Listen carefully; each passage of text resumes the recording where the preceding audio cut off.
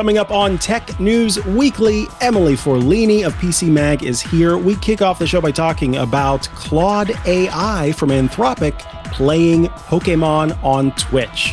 Then Emily, who was at Amazon's recent ALEXA Plus event, tells us about what we can expect from the AI-powered virtual assistant before Sean Hollister of The Verge stops by to tell us about his time with Framework's new desktop PC. It's sort of kind of modular. All of that coming up on Tech News Weekly. Podcasts you love. From people you trust. This is TWiT. This is Tech News Weekly, episode 376, with Emily Forlini and me, Mikah Sargent. Recorded Thursday, February 27th, 2025. Amazon's new AI-powered assistant.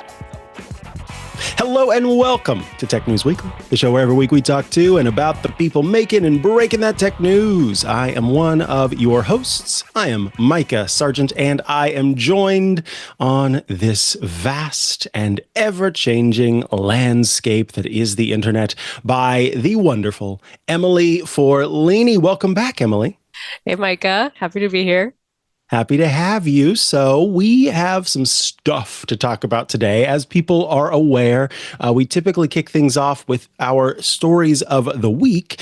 Emily did just get back from an interesting event, so she's agreed to stick around for a little while longer and tell us about that. So I'm actually going to be kicking off the show this week with my story of the week, and that is about a new player has entered the race, so to speak, because Anthropic, which makes the Claude AI, decided to essentially use, I would say, kind of a newer benchmark to test the capabilities of its AI model.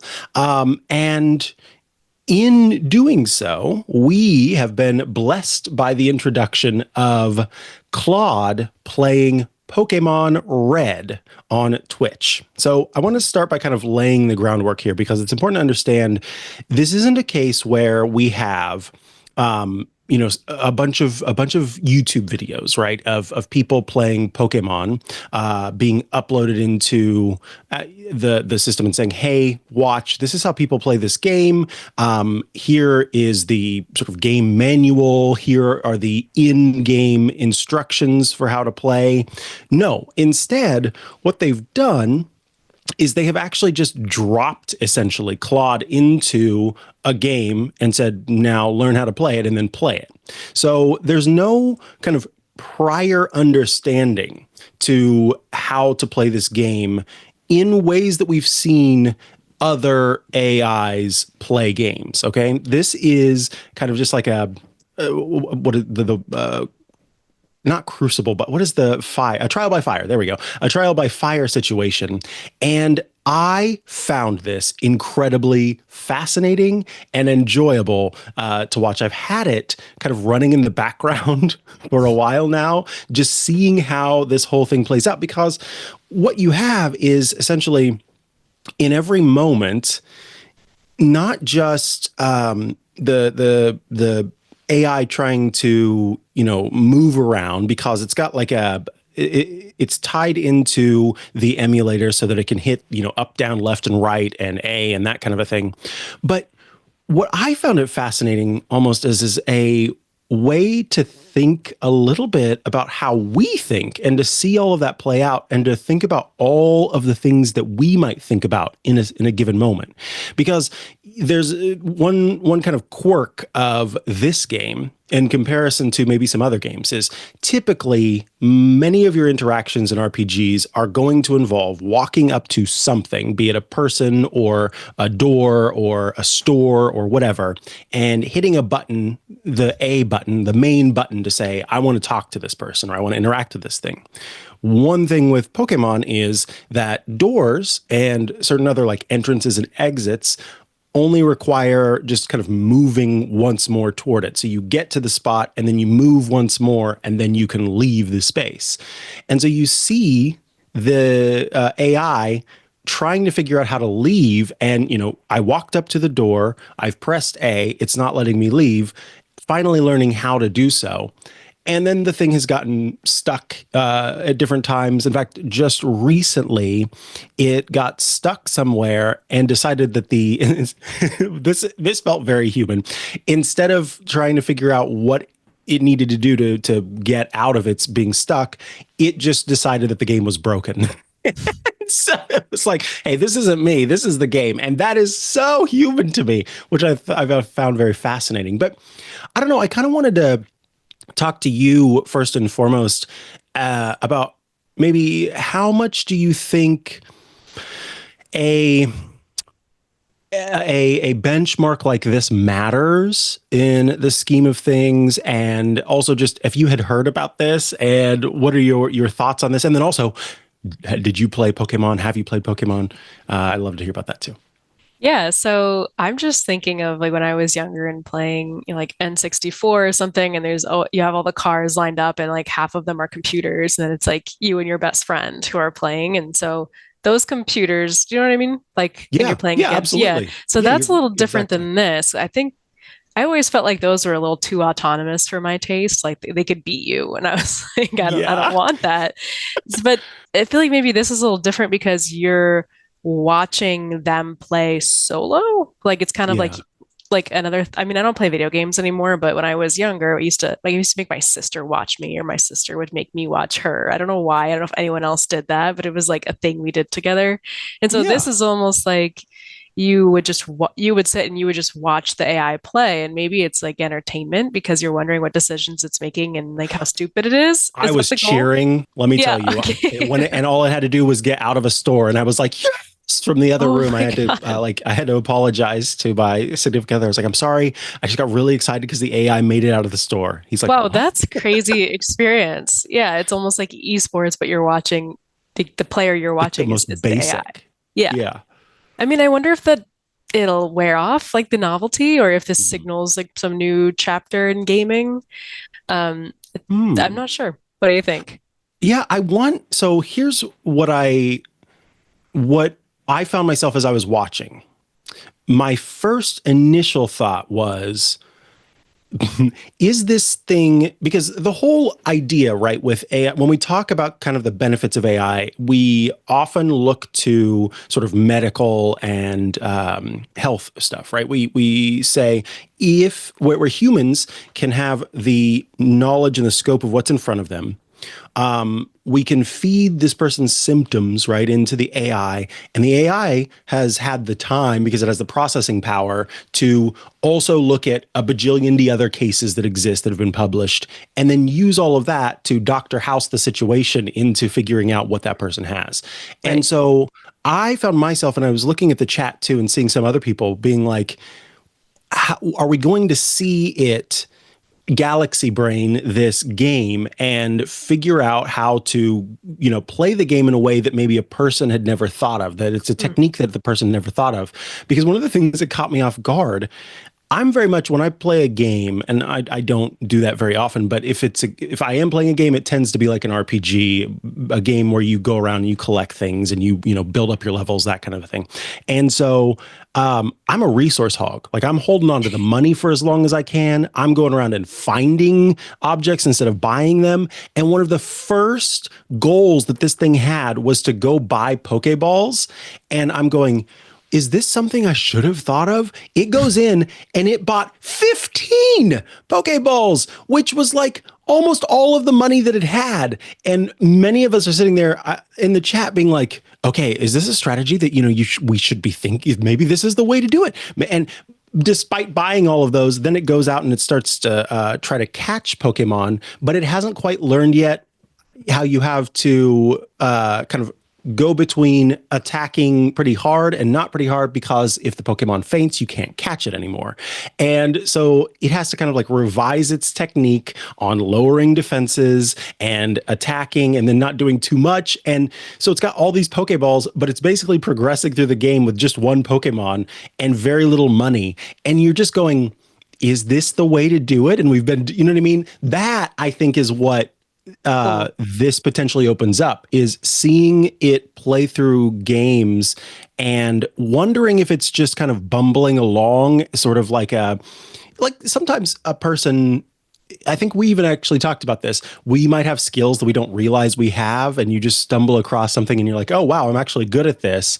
Mhm. But you don't have the context or anything like that. And maybe that's why you end up being good at it, because there's not all of this preconceived notion. Is it going to discover something about playing a game that we didn't think of? And, also, will it come across different, because there are bugs in games and there are exploits in games. Will it find those by accident, on purpose, based on its own training set? Will it make use? That's the thing that's fascinating, is like you get to see it through a whole new lens, I think, the game, that you Right. didn't get to see it before. Okay, so it's like a fresh take on gaming, and everyone's just watching to see what this thing's going to do. Yeah, absolutely. I think Yeah. so. I mean, that was for me. The other part is just I think there's still it's still very much a okay, this is a goofy thing that can't really do a whole lot. Like it thinks that while it's in the store, it's actually in the town, and it can't find how to go left. And so you see people going, no, no, no, don't go left again. You've been going like you need to make it to the door. So it's a little bit of pin the tail on the donkey sort of situation. I think there are a lot of dynamics to this It's fun. that I'm just now kind of picking apart here as we're talking about it. Yeah. Yeah, I could see, since it is so fun, now I'm like, okay, Twitch is going to try to replicate this. Now it's going to try to get tons of streaming parties and get more people using Twitch. And they're going to be like every other tech company that's like, oh, we can automate this. Like, we can make AI as creators, and they'll have their own Oh, Twitch streaming channel, and it'll be an AI with like a character that's playing games. And oh my I goodness, you're don't know, so right. it just clicked Claude with plays me. Halo, Claude plays this, Yeah, Claude, yeah, you're absolutely exactly. And there's right. going to be a whole revenue model around it, just like the influencers, which we've talked about. I think you've talked with Abrar about that too, and other people. Like, it'd be the whole on your Instagram account, you'll be following like fake AI people. So Yeah. just Oh another no. example. I know. It's I gonna was having happen. fun with it. It is cool to have fun with that stuff, but then it becomes less fun and independent when it's commercialized, I think. Absolutely. No, you're right. And I think for now it has it smacks of sort of the celebration of humanity, but Hmm. it quickly Hmm. the term in bleepification, which that was Cory Doctorow, that essentially a service ends up becoming garbage whenever you switch from serving your users to serving the shareholders. And yeah, I think that that ends up happening in anything. So that will be interesting to see how this progresses and Right. evolves. As you know, for Anthropic, it's just about showing what its latest model is capable of doing, versus for Twitch, where yeah, they might go, oh, this is something that we could actually take advantage of. And there is a little sort of milestone kind of progress chart that shows that its original model, well, its earlier model of 3.0, was barely able to get past the start of the game. And that kind of then put milestones throughout the game. 3.7, which it's now on, is able to get multiple gym badges and make it Wow. pretty far in the game, also completing 35,000 actions before it has to stop because it thinks the game is broken or whatever that happens to be. Well, that's the Uh, best measure for AI progress I've heard, ironically, right? because I mean, every time they say, oh, our model's better, Grok is better in this, OpenAI's, O1 model is better in this, it's like this nonsensical table of percentages and the different domains, math, science, and it's like it could be truly made up. Like, Yeah, what no, does it no, even nobody mean? could possibly analyze these spreadsheets that they put in their PR about how good their model just got. It's just I completely scroll through. But what you just said, I'm like, oh, I can visualize that. I can see that. So I don't know. That's it's a cool experiment for sure. Absolutely. All right, we have to take a quick break before we come back to a conversation I'm super excited about because Emily was at the Amazon event and had an opportunity to learn in person about the stuff that the company has announced. So we'll take a look at that or listen to that whenever we get back from this break because I want to tell you about Veeam, who are bringing you this episode of Tech News Weekly. You know the rhyme by this point. Without your data, your customers' trust turns to digital dust. And that's why Veeam's data protection and ransomware recovery ensures that you can secure and restore your enterprise data wherever and whenever you need it, no matter what happens. As the #1 global market leader in data resilience, Veeam is trusted. This is a huge number by more than 77% of the Fortune 500 are using Veeam to keep their businesses running when digital disruptions like ransomware strike. We hear about these ransomware attacks all the time. You need that data resilience. Veeam lets you back up and recover your data instantly across your entire cloud ecosystem, proactively detect malicious activity, remove the guesswork by automating your recovery plans and policies, and get real-time support from ransomware recovery experts. Data is the lifeblood of your business. So get data resilient with Veeam. Go to veeam.com, that's VEEAM.com, to learn more. And we thank Veeam for sponsoring this week's episode of Tech News Weekly. All right, back from the break, and Emily Forlini is here to tell us a little bit about your trip to where was it? Yeah, to start there. Where'd you go? Well, it was in New York, and I live right outside New York. So it started with I got breakfast in the morning. I Nice. picked a train. I got on the train, and then I went to a little studio. It was kind of south of Penn Station. They had decked out the whole outside of, so from the street, you could see it was an Amazon event. And so basically, it was the reveal of the new, do you have an? Yeah, I do, but I have headphones on, so we're fine. Yeah, okay, true. Yeah. Well, mine has certainly been just like collecting dust, and it just Oh, I cannot. thought you, sorry, let's rewind because I thought you meant for the sake of you saying the name, like the keyword out loud, but now I realize that's not what you were asking. Yes, I have one. Mine is also collecting dust.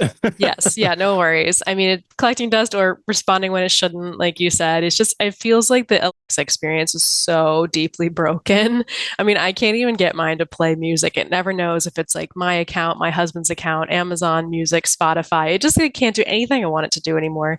And so basically, Amazon knows this and they are revamping their also to compete with things like ChatGPT's voice mode, Gemini Live, and then there's a new Siri on the way from Apple.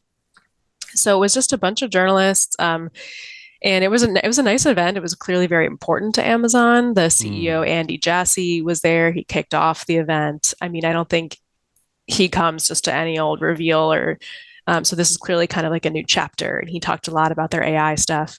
And then it went into, good old voice demos on stage, they asking the new questions and seeing how she was going to respond. Hmm. And it was better than like it was impressive. It was impressive. It's just, you could say things in a natural voice. It wasn't that, set a timer. Yeah, the like only the keywords and said in exactly the Right. right way sort of situation. Yeah, and they even acknowledged that, like they called it quote a speak. And Oh, oh, mine's interesting. going off. Now it hears you. Wow, it finally does something. Yeah. Sorry, what Let were you me saying? ask you, so first and foremost, what's your thought on, you said you feel like this is important. The CEO was there. Hmm. Why does Amazon not stream its events given that the rest of the tech, like big tech does? And then the second question would be, I'm forgetting it as I'm talking. When it comes to, when it comes to the demos, Hmm. do you feel like they were true live demos or was there a little bit of Right. magic going on? So I don't know. So does Amazon not typically stream any events? Is that a It thing? hasn't in a while. It Hmm. used to, and then I think maybe a couple of years ago, suddenly was not doing it anymore. And I thought, what is that about? I don't know. So is the video up even online? I don't quote me on that, but I don't believe it is. I think the most we have is Interesting. a press page that Yeah. just talks about the things that the company announced. Okay. And so we only have what you have reported on, what the Verge has reported on. Yeah, even its own page is just like a live blog It's of the just a stuff that it static thing. Wait, announced. go up to, let me see if I'm in that picture. I probably am. I was in like the third row. I can see the person in front of me. Anyway, it was a cool event, but yeah, so I don't know why they don't live stream it. It does feel like they want an element of control there because, what if the demos don't go well or what if something happens? They want to control the press cycle. They don't want something to happen and then all the press and the influencers and the Joe Schmoes on social media start just going off on a tangent about how horrible this demo was. I think they just want to shut that Uh, down. so just more control. I think it's more control. I do think as an attendee, it can feel better if it's not live stream because the presenters are less nervous. Like there's a little bit more authenticity in the room of they're just presenting something, not that they're running through a super, super canned presentation. And it was canned. I mean, I could see the teleprompters in the back, but it was a little more relaxed than sometimes like a live stream can make these tech press conferences. So there was that. But to your second question about the demos, I mean, they kept saying, oh, it's the first time I'm doing this. I'm so nervous. Like trying this guy Panos Panay. Do you know that guy? Yes, yes. He's from Microsoft From originally, Microsoft. and This, he's funny. He's a funny guy. yeah, I mean, like 30 seconds into his speech, I was like, this guy's a wacko. Okay, so here's the funny thing. I want to, because you don't have then the pre-context of Panos Panay, I which had no idea I who he do. was. Yeah. So because I've been on Windows Weekly a bunch of time, like co-hosted that show, he comes from Microsoft, and Paul Thurrott, who is one of the hosts of Windows Weekly, has like interacted with Panos, and anytime there was a Microsoft event, Paul would always jokingly be like, I wonder if he's going to start playing the piano randomly. Is he going to show weird videos of Yeah. his kids doing things, like playing, He did that. kicking, tell me everything, because we all Yeah. wondered what Panos was up to. Okay, so Panos is a figure out in the world, which I am now aware of. And I mean, he just gets on stage and he's got glasses on, he's jewelry, visible jewelry, like I think a bracelet, maybe some stuff around his head, I don't know, necklace, I don't know what he was wearing. And he just goes, remember the first time you used that moment, you asked a question and she responded, what a moment. And he's just Oh my telling like the God. legacy of Lex. And I was like, "Ooh, what is this guy?" So, I mean, he got like slightly more normal throughout, but he almost was trying to convince us he was normal. He was, showing his kids, showing his husky. And I was just like, I don't know if I'm buying it, dude. Why is he always trying to show like his personal photo album? That's so funny. That's like a thing that he Yeah. does, apparently. Yeah. So, I'm happy to hear this, honestly. oh Thank yeah, you. I mean, I was like, wow, I don't even know what's happening. I mean, I was trying to imagine him in like meetings at Amazon. Like, what is he doing? Like, he's just such a character, and he just doesn't speak like a typical, I call it like Amazonian, because he's just so loopy. Yeah, a little tidbit about him. There was one event at Microsoft where he was supposed to be giving the presentation for this new thing that Microsoft had announced, and at the last minute, they decided to let the CEO of Microsoft introduce it. And so when it came around for his part of the presentation, he had nothing to talk about because the CEO had taken what he was supposed to talk about. So he spent the time like walking around in the audience, doing crowd work and like taking people, because Wow. somebody had like a Mac in the audience. And so he was like taking it away and being like, you should be using a Microsoft Surface, that kind of a thing. Oh yeah. And apparently his favorite thing to say is that he's pumped.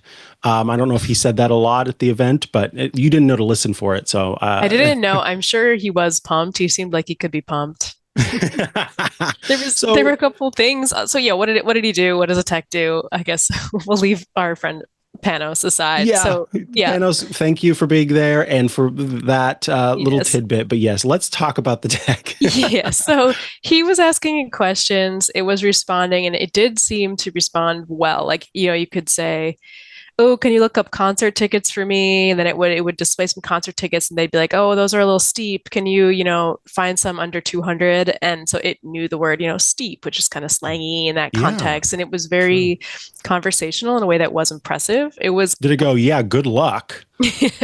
no, because it's so annoyingly positive. That was my one thing with how it Uh, speaks. It's like, you're right. Those are so expensive. Like, let's oh, look at other really? options or it'll just be like, what a great idea. And so it just when you're talking to these AI systems, I think they just make you feel like you ask the best questions. Like you're They're so so agreeable. insightful. Yeah. Yeah. And but the most important thing I think that it can do is it can kind of like take actions on your behalf. So you could tell it, like theoretically hold your phone up or talk in your living room and say like, oh, text mom that I'm on the way now. And it could do that rather than like, having to like open a text and dictate specifically. So it could Mhm. just you don't have to do that minutia on your phone of like opening the text and like just setting up a voice recording and pressing send kind of thing. You could just say without even opening your phone, like, oh, text mom, I'm on the way. It could also, what did he do? He had so many examples of it doing things for him. Like, oh, someone else came on stage and was like, oh, I love to cook. And if the oven broke right before my dinner party, what would I do? And then he was like, oh, like Alexa, like find a repairman to come fix the oven immediately. And then it looked up like all the repair options and could theoretically call the repairman. I don't know if Oh, and that pick would a good be one, maybe. pick a good one, good reviews. That One was a thing that stretch for me. I don't know. I need to know like what I'm paying for. Right. Yes. Yeah, Yes, I agree. I don't a lot of the like buy actions and stuff I'm not big I on. can't. Don't order Yeah, pizza for me. yeah. Don't think that I need to get a car summoned. Mm-mm. One thing that I saw in the examples that it gave that the company gave in the videos afterward that I thought, okay, now that is something that's really cool. The person was because this happens to me all the time. If I'm Thanksgiving or some other time where I'm making multiple meals at once, and the person is working on the next step. I think it's like a side, and says, "Okay, now put the potatoes in the oven." And the person goes, "Oh no, I'm using the oven for meal prep right now."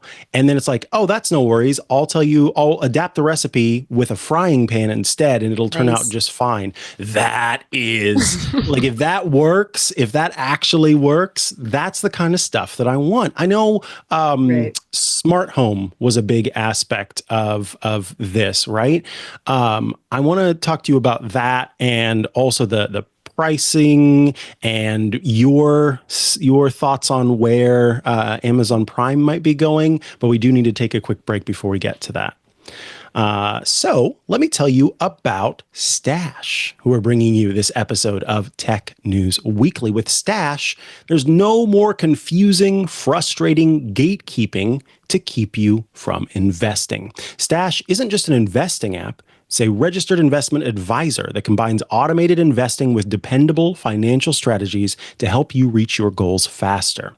They'll provide you with personalized advice on what to invest in based on your goals, or if you want to just sit back and watch your money go to work, you can opt in to their award-winning expert-managed portfolio that picks stocks for you. Stash has helped millions of Americans reach their financial goals and starts at just $3 per month. Don't let your savings sit around. Make it work harder for you. Go to get.stash.com/TNW to see how you can receive $25 towards your first stock purchase and to view important disclosures. That's get.stash.com/TNW. Paid non-client endorsement, not representative of all clients and not a guarantee. Investment advisory services offered by Stash Investments LLC, an SEC registered investment advisor. Investing involves risk. Offer is subject to T&Cs. All right, we are back from the break and we are talking about the Amazon ALEXA event.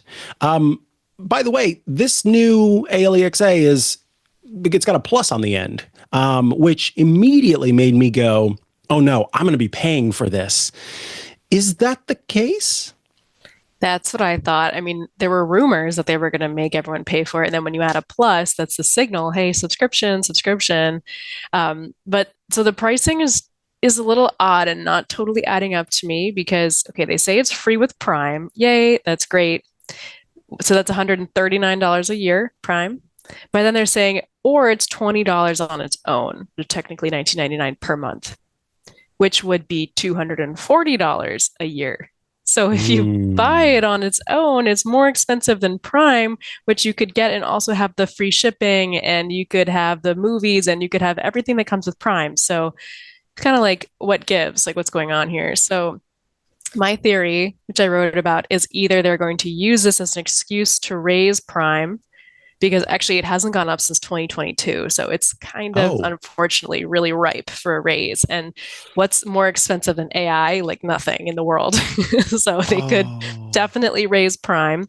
Or I think more likely they'll use Prime as a kind of like a watered down version of this to like show you kind of what it can do. It'd be like a mini version, and they'll really start developing it more seriously and in earnest on that 1999 platform, and that'll be like a standalone product. Got And they it. kind of dropped in the presentation very quickly. I don't even know if it's in the press release. They said that it's getting its own like desktop like URL alexa.com. Yes, I did see that. Yeah, so I think they're just gonna, which would be a kind of like a chat GPT kind of vibe or a Claude, you can access that separately as a chatbot in its own kind of like domain. So I think they're gonna try to compete more directly with other chatbots in that way and not only contain it to smart home or Prime. Probably gonna have their own standalone product with like better features, more advanced stuff, like developer kits and like API pricing and just the whole Hmm. thing. So I think that's what they're going to do, but they didn't say any of that. They just gave some like very confusing numbers. So that's where we are. So is this new version of Amazon's Assistant, is this its own AI LLM? Is this someone else's or some other company's? Where is this, and also like where is this happening, right? Because we know Yeah. that the database and the infrastructure are all a huge part of whether AI is the generative AI is going to work or not. Yeah, such a good question. So Amazon is doing it differently than others, whereas ChatGPT makes and advertises their own models really prominently. What Amazon does is it just has what it says is the largest selection of models that are out there. So it Okay. has a huge catalog in the back end. And when you ask the new question or ask it to do something, it will on its own figure out the right model for the job. Oh, that's Right. cool. So That's Amazon nice. has, yeah, exactly. Which, and even OpenAI wants to go in that direction. Like Sam Altman tweeted, we hate that you have to pick the model that you want on our site. They call it the model picker. Like we hate that. It's confusing. Like we should really just kind of like choose for you. And Claude, the 3.7 model you were talking about, just got an upgrade that it now has like dual capabilities and can do two in one. And so the whole industry is going towards like stopping with the model thing and trying to keep track of all the O's and the fours and the one, two, threes Yes. and all that. So Amazon's just like, yeah, we're just gonna have, I mean, they'll probably have DeepSeek and they'll have like all the models just available and then it'll choose. And I think it'll probably be doing a calculus of like, how cheap can we perform this action for the user? Like, what's the cheapest model to get the best outcome? It's probably what they're doing. Yeah. Okay. See, and that's the thing. It makes you wonder whenever the companies are deciding for you, right? Mm-hmm. Are they doing it on your behalf? Are they doing it? Because I think there's a part that makes you go, I want to use the best one possible. But what's the best is different for you versus what the company thinks. I think that Right. this is clever on Amazon's part for just from the get-go making it that because if you don't have the choice in the first place, then it's not being taken away from you. Whereas I think it's going to be a little bit more difficult for these other companies Yeah. where you might be skeptical and you'll go, well, I want to try a different one to see if I get a better answer, right? And then maybe you don't. And you, I guess, Mm-hmm. learn at that point that, oh, this actually does work. One thing that I saw that I thought was also really cool, and this was kind of in the launch video, was because I kind of had a whole family in a home with the new version of the assistant. And at the end of the video, the dad goes to sit down in the chair and kind of relax and has this kind of like moment where he says, did anyone let the dog out today? And the assistant says, I checked the cameras and the dog has been out today. And I thought that was also really cool. I could see some people being a little put off by that, but I thought it was cool that Amazon is really leveraging its network, its ecosystem, I should say, of devices, because that's typically a thing you see from Apple. Apple's devices work really well together. Amazon has made quite a few acquisitions of Eero, of Ring, of I think Blink wasn't originally an Amazon product, if I remember correctly, and then became one. So all of these things kind of working together with the AI, that leveraging I thought was pretty neat. Was there anything like that that kind of stuck out to you for this event? Yeah, you know who also thought that was cool was Panos, Oh, who sure. showed us that on his home Ring camera and showed his kids, which I hear it's he asked it like, "Oh, did my daughter walk the dog today?" And then it basically looked at the Ring and then pulled up the video clips for him to I kind of see feel like bad for his kids. They don't have any like, privacy. I Jeez know. Louise. I know. Also, they're like super wealthy and just probably live on like some compound. I'm like, Yeah, somewhere. what is happening in this like this man's household? But separately, that brings like an interesting point is that you know I said you could like watch the video clips. Hmm. They demoed this on the Echo Show, which has a screen, and Mm. it's coming first to the Echo Show devices. So like the Amazon I have in my house wouldn't work with this because it's just that little ball. Yeah, What is it? yeah. The The dot? dot, Yeah, the yeah, little ball. or the spot. One Um, of the I can't remember which one. yeah, I Yeah. think I have one that's like a cylinder, kind of looks like the Beats, whatever. I Oh don't have yeah, any with old screens. school. Yeah, Yeah, but yeah, that's the point. yeah, they Ultimately, don't you have don't have any with screens. screens. So that's coming to Exactly. screens first and Hmm. then making its way to the others. I know it won't be on like the oldest generation of devices. Right. They were Do we pretty know? coy about it. They didn't really explain. Like I Got don't it. even know all the devices that I will work on and when. So they were only specific about the show and then they Echo Show. And then they did say one additional feature they're going to add to the screen, which are these little kind of like expressive little blue symbols at the bottom. So if like you're looking at me right now, like at the bottom, if this is an Echo Show, like at the Mhm. bottom, there's a little like ding, like a little thing that pops up when you ask it to do something. It could be like a music note if you ask it to play music, or like a happy symbol if you ask it to, it's just trying to be like expressive. I don't know how And to to let you explain know it. that it's understanding you, maybe is that the Yeah, point it's of like it? little Okay. like the blue branding, these little icons that will kind of like Uh-huh. dance up at the bottom of the screen Oh, at the times. what they call the Alexicons, right? Do That's the they? pun. They made it Yeah, seem like it that's was new. I don't really no, it know. is. It is that, but Okay. I guess I don't know if it was at the event or afterward. They explained that those are called Alexicons, which is I think I love a pun, so I thought that was funny. But some people Yeah. were like, "Oh, brother!"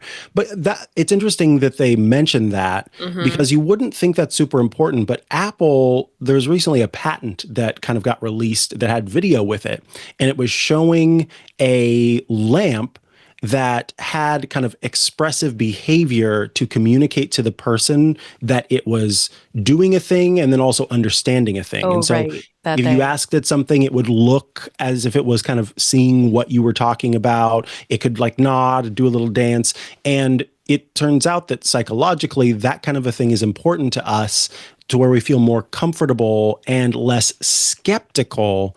And Oh, that's they the brought thing that for up. me. Yeah, Yep. I don't think I that why is mine covered in dust and I have it muted so that it doesn't pick up on me saying the wake word because every time I've used it to do a thing, it doesn't do it right. So I don't use Exactly. Siri, I don't use it, I don't use Google, I don't use any of them That's because the they thing is we've yeah. all been so burned by this technology. It's like probably one of the least successful pieces of tech. Like I hate voice assistants, like in a Yes. car and my phone, anywhere. They're awful. And so then Amazon comes in this big event with their CEO in New York. You know, I got to play this chicken and steak. They got it all. They got it all. This big event. But it's like, wait, this technology has been terrible so far. Like you like, how are you going to convince me? I don't know. It's a huge stretch, and it totally is like I'll believe it when I see it. And I just have to think so many people feel that way. Yeah, I think so too. Anecdotally and actually, that seems to be the case. Yeah. So maybe, you know, these little visual The things are going emoticon to be things, helpful. Yeah. that's not enough. That's not enough. No, Like a you're little, right. You're right. You're yeah. right. We It, need. I just don't want to look at anything that's the promise, right? I don't want to be like, I'll find a restaurant. I don't know. Maybe you should yeah. just read my mind. Maybe that's the only time I'd be happy. That's the next step. You're just going to plug a little thing into the side of your Neuralink chip. temple. And yeah. Ugh. Well, I believe that we are just about to the time where we need to say goodbye. But I did want to ask, do we have any expectations on when people will start to see these features hitting their devices? Did the company talk about that? I think very soon in the next couple weeks, even. So we should hopefully next step is we can test it and see what it does. I mean, I'm at PC Mag, so we have to have an Echo show somewhere. We have like a whole room of devices, so I'll probably get one out and see how it works. Nice. Well, I'm looking forward to hearing your thoughts on that, and maybe I will hit that unmute button once again. We'll see. We'll see.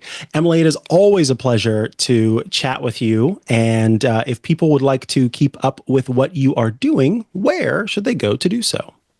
Yeah, so you can find my work at PC Mag. I'm Emily Forlini. You can follow me on Blue Sky, Twitter, and TikTok, or just email me. I'm easy to find. I'd love to hear from you. Beautiful. Thanks so much, and we'll see you again soon. Thank you. See you next time. All righty. We've got another break before we get to our final chat of the day about, I know the listeners out there loved the last time we talked about framework. So we're going to be talking about framework again in just a moment. But first, this episode of Tech News Weekly is brought to you by Zscaler, the leader in cloud security. Enterprises have spent billions, with a B, of dollars on firewalls and VPNs. Despite that, breaches continue to rise by an 18% year-over-year increase in ransomware attacks and a $75 million record payout in 2024. Oh, wow. These traditional security tools expand your attack surface with public-facing IPs that are exploited by bad actors more easily than ever with AI tools. And they struggle to inspect encrypted traffic at scale, allowing compromise. VPNs and firewalls also enable lateral movement because they connect users to the entire network. That allows data loss via encrypted traffic and other leakage paths. Hackers exploit traditional security infrastructure using AI to outpace your defenses. So it's time to rethink your security. Don't let those bad actors win. They are innovating and exploiting your defenses. Zscaler Zero Trust Plus AI stops attackers by hiding your attack surface, making apps and IPs invisible, eliminating lateral movement, connecting users only to specific apps and not the entire network, continuously verifying every request based on identity and context, simplifying security management with AI-powered automation, and detecting threats using AI to analyze more than 500 billion daily transactions. 500 billion per day. Hackers, they can't attack what they can't see. So protect your organization with Zscaler Zero Trust Plus AI. Learn more at zscaler.com/security. That's zscaler.com/security. Thanks so much to Zscaler for sponsoring this week's episode of Tech News Weekly. All right, we are back from the break, and I'm very excited about our next guest. It's Sean Hollister of The Verge. Welcome back, Sean. Hi, glad to have me. Yeah, absolutely. So you are here to talk about a kind of popular topic among our listeners who are in many ways, they like to tinker, to build, to do all of that kind of thing. And framework seems to be a darling among that group. My fellow nerds. Yes. Hello, fellow nerds. We know that the company has made a name for itself with those modular, repairable laptops. But when we think about the next product, the one that you reviewed, it's a desktop. And traditionally, at least on the PC side, desktops are already modular by design. So has the company kind of talked about releasing a desktop and how that does kind of fall in line with what Framework does and kind of where it fits in the lineup? I mean, this is the real head spinner around this. I mean, in their blog post, right at the beginning, they say, Basically, they say, we understand we don't need to fix this category. Desktops are already modular. They are already repairable. There are many, many standards in a modern desktop that make it that way, from the ATX standard that determines the size of the boards that'll fit in it, the spacing pattern of the screws, the way the power connectors plug in, to the M.2 bits that you'll use to plug in mostly your solid-state drives, but there are also other kinds of cards that go into those. Many of these modular things exist. But what they said is they wanted to bring this idea of gaming and this idea of local AI processing to a wider audience. And so what they did is they took a chip that AMD has that's like no other chip that AMD has created before, called the Strix Halo, is the internal code name. I think they're calling it the Ryzen AI Max and Ryzen AI Max Plus. They're taking that monster chip, which has more graphics, more integrated graphics power than I think any chip ever made has had before. And it has a tremendous amount of unified memory. There's up to 128 gigabytes of memory, and about 96 of that available to the GPU. So there's all that shared unified memory in there, which lets you run some local AI models on there that would be difficult to run on anything outside of a large, GPU cluster that you might put in a server farm right now. Not that it has the power of that, but the memory. And maybe gives a sizable fraction of the performance of a gaming PC to an audience that just wants something small that sits on their desk, something that's easy to upgrade, something that might be relatively affordable for them. And so that's the overarching idea here. Interesting. Now, I love that, they're trying to serve a specific, area there. When it comes to that AMD Strix Halo processor, you talked about some of the features that it has. If someone were to look at the more traditional gaming PC setups, how does that compare in terms of, are you going after multiple things if you're going with a traditional PC setup and you only have to go for this one thing? Are we just looking at power consumption? Are we looking at size?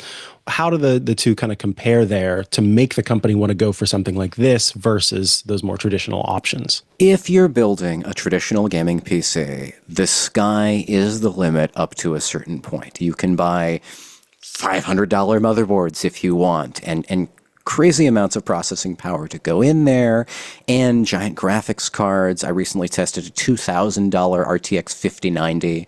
I stuck that in a PC that's about 12.9 liters, and because it's the PC I'm talking to you from right now, I can't pull it out and show you. But it's about, it fits between these hands, this direction and this direction. You could fit maybe, 12, 14 Coke cans inside of this thing. It's not big, but it's not tiny either. That's 12.7 liters, I believe, for that PC. The PC that we're talking about here, the Framework desktop, is 4.5 liters. It is smaller than a PlayStation 5, which admittedly is one of the biggest game consoles ever made. It is smaller than an Xbox Series X. It is something that you can pick up on a carry handle, and you can see in my video on YouTube on The Verge, and easily carry around with you lots of places. And so Framework's founder harkened back to LAN parties. You carry your PC and your big CRT monitor, your LAN party. Now you could carry this small PC. Well, the community can already build very small mini ITX PCs. They don't need to build in 12.7 liters. You could make one that's as small as the one Framework's building, but it would not be as easy to do so. You wouldn't be able to just buy that easily from someone with a small amount of money. It would consume a lot more wattage. Many hundreds of watts. This one has a 400 watt power supply in it, but it's not even going to be using anywhere near the 400 watts. The chip is rated at 120 watts of sustained power and up to 140 watt boost. So a little bit of overhead for your peripherals, a little bit overhead for your storage there, but that is your CPU, GPU, and memory at your 140-ish watts. Nice. Now, of course, with Framework, customization is the big selling point. You have 3D printable front panel tiles, user-selectable front I/O ports, but you kind of have to find, strike that balance, right, between modularity, between personalization, with also keeping that system compact and also providing that high performance, it sounds to me like most of that comes by way of this chip choice, this Strix Halo processor. Are there any other decisions that you see that the company made that makes this compact modular system work? Oh yeah, I mean, absolutely. The way that the way that they give you a single board with with most of your I/O and your CPU and your memory on it, you can't pull any of those things off. That has pulled some criticism from the PC gaming side of things. It's the strength and the weakness of this situation. If you want to upgrade this PC, you're going to be upgrading the entire CPU, memory, and board, and all these rear ports. I mean, it's got an HDMI port, 2 display ports, 2 USB 4, 2 USB 3, headphone jack, and 5 gigabit Ethernet. All of that, you're going to have to upgrade at the same time. Question is, if you were building a desktop PC anyhow, wouldn't you also upgrade all of it at the same time? Personally, I don't. I like to buy a new graphics card for my gaming computer, which already has a good enough CPU and will have a good enough CPU for some time to come. And for the next decade, I imagine I'll be able to stick just a new graphics card in there and get a tremendous amount more game performance just by doing that. You can't do that with this. But I have to admit, almost every time I upgrade to a new CPU, I do also have to replace the motherboard at that point. The sockets do change. There are new ports that do come out that are desirable. Even now, I wish I had more USB 4 ports in my PC, more USB-C ports in my PC that I don't currently have. Most of my USB ports are fairly slow, even though I've got a very powerful GPU in this machine. Mm-hmm. So what is upgradable after the fact outside of if all of that has to be changed at once? What's the modular part outside of those 3D printed tiles on the front? So the weakness and the strength. The strength is when it comes time to replace those components. Theoretically, and this is important, we should get into this more. Theoretically, you take out that board with those parts on it and you put in another board from Framework that will let you upgrade all of that at once. And the price that they're asking for that is not unreasonable, I don't think. They're asking for the base system, an entire complete system with the lower end chip is $1099, should offer roughly the performance of a mid-range gaming laptop for roughly the price of a mid-range gaming laptop, only now it's in this desktop form factor with all these extra ports and things, and should, unlike most gaming laptops, you'll be able to replace this whole board and get all that new performance, assuming they keep making these boards with new chips down the road. And that's the question. Will Framework continue to have new boards for these products? The company Framework has said many times, that its goal here is to make things repairable and modular, and that upgradability often comes with that. They don't promise the upgradability. Now, historically, they have delivered on their 13-inch laptop. They have delivered many generations of that, where if you take an Intel laptop from 2021, not 2020, 2021, I believe was their first Intel laptop, they just announced a new AMD board that'll go in that. I think their 7th maybe board that can go in that you can bring that 2021 laptop up to 2025 spec just by replacing that board. And if you're going from Intel to AMD, you also have to put a different Wi-Fi chip in there, but we'll skip past that for a second. But you put that board in there, and you have a laptop that you can keep upgrading year after year. That's never happened before. Not in my recollection. Maybe some IT departments with a specific ThinkPad or a specific Dell Latitude years ago. Maybe there's been one or two of things like that. Never anything like this, generation after generation. Now, will they do that for their other machines too?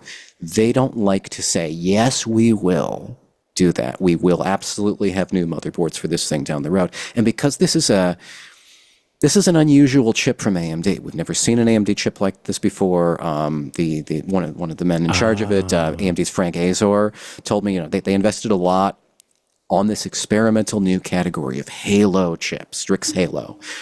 Will there be a successor to Strix Halo? I mean, they invested a lot. They probably will, right? But it depends on if people buy it. Is this thing going to be popular enough? Not the Framework desktop by itself, but the entire Strix Halo, the Halo classic Right. chip.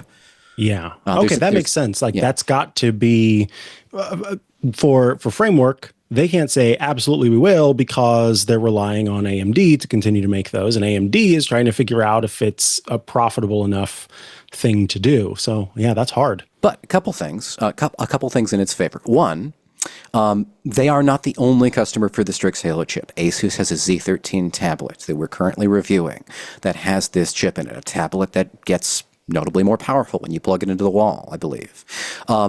HP has both a mini tower, a tiny PC, kind of like the Framework one, but not as, it's designed for other things, and a laptop with the Strix Halo chip in it. So you've got a laptop that theoretically has that 128 gigabytes of memory. So if you're an AI enthusiast and you want to be able to do those local AI models on a laptop, it's possible. They've got a couple customers, Asus and HP, for now.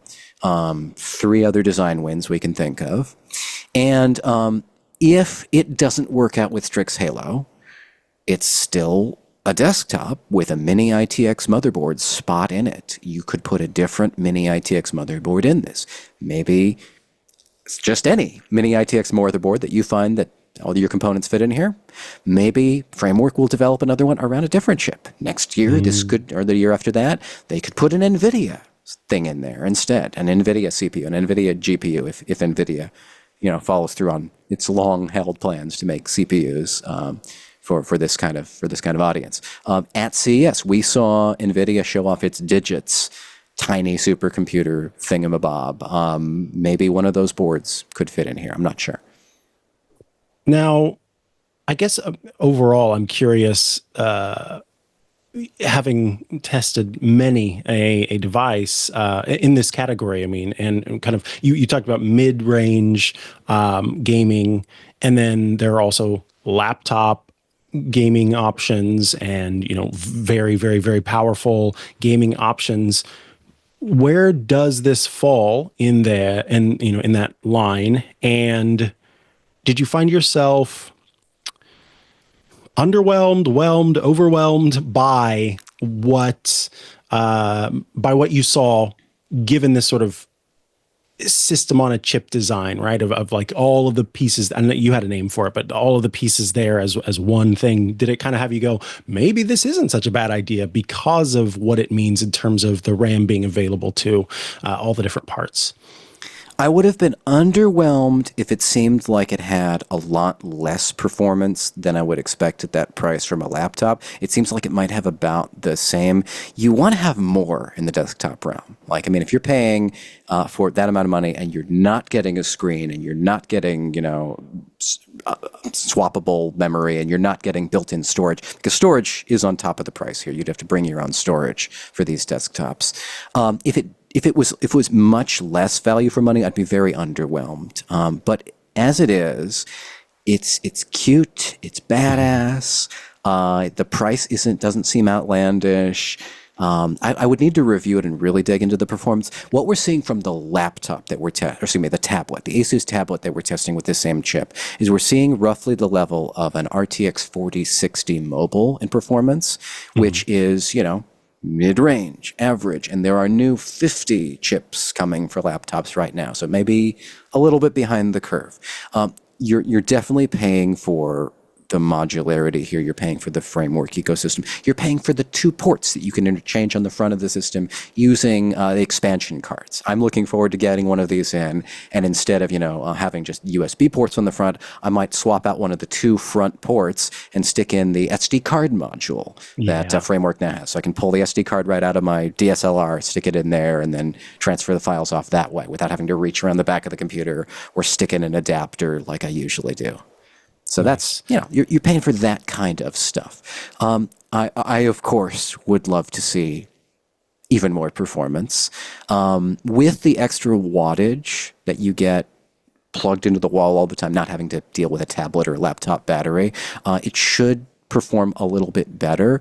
We did get one decent example while we were there. And obviously this is pre-release, but since Strix Halo is out in, shipping products, I wouldn't expect the drivers to be too far behind. We did see Cyberpunk 2077 running at a native 1440p, averaging over 70 FPS without any fancy tricks like FSR. We didn't have ray tracing on, but it was running at ultra spec 1440p native, very smoothly. The lows were at 60 FPS. So I mean, if your gameplay is not falling below 60 FPS, you've got a pretty good experience there.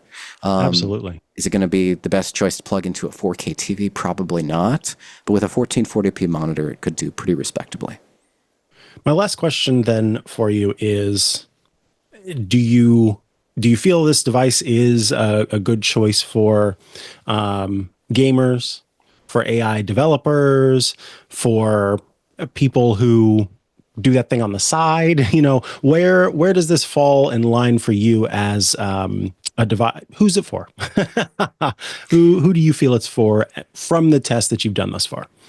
I haven't done any meaningful AI tests, but what I've been hearing in comments around the web and on our site and on our videos, is that people who do AI or do AI on the side, they don't have a lot of options for what to buy to run models locally in terms of hardware, because big companies are buying up big GPUs that are very expensive. If you want that RTX 5090 and you're thinking you might do local stuff on there, the card alone costs as much as the high-end board here, and you're getting 32 gigs of VRAM there versus like 96 here. So if you can keep your model loaded into the VRAM there, and again, I've not done this myself, I don't know if it's good for that. They're telling me, wow, this is great, I'm definitely getting this for that reason. Gamers, it's a bit dicier. It really, really depends. If you like the idea of laptop performance in a desktop to make it tiny, but then upgradable down the road, hopefully, that's a lot of ifs, right? That's a lot of ifs. Mm-hmm. And the performance, right now, certainly you could probably do better if you spent a little bit more on a gaming laptop, in terms of raw performance, and have a screen built into it and all that kind of stuff. That said, if Framework does show that the desktop's here for the long haul, that they're going to be putting new boards into it year after year, that it is really easy to do that, that could be pretty compelling. And it also depends on the overall PC market. We know that prices are going to be going up under tariffs right now for things coming out of China. Most machines that come into the US, most gaming laptops, manufactured in China. They are created by Taiwanese companies in many cases, but manufactured in China. Framework has said that it doesn't think the tariffs are going to hit it as much because it does its manufacturing in Taiwan. In addition to that, the hunt for new GPUs is always confounding for desktop PC gamers. A new card will come out and NVIDIA will say, oh, it's $750 is the price of this, or it's going to be $550 for this new NVIDIA desktop card. But good luck finding it for that price. Maybe good luck finding it at all for months. And if folks are tired, if PC gamers decide they are tired of building PCs to their exact spec the way that they are used to building them and hunting for those parts, in this moment where things are getting difficult to find again and pricier again, maybe this is the right moment for a Framework desktop. Okay. Well, Sean Hollister, I want to thank you so much for taking the time to join us today on Tech News Weekly to talk about the new Framework desktop. Everyone listening, head over to The Verge and check out Sean's articles about the Framework desktop, as well as the video.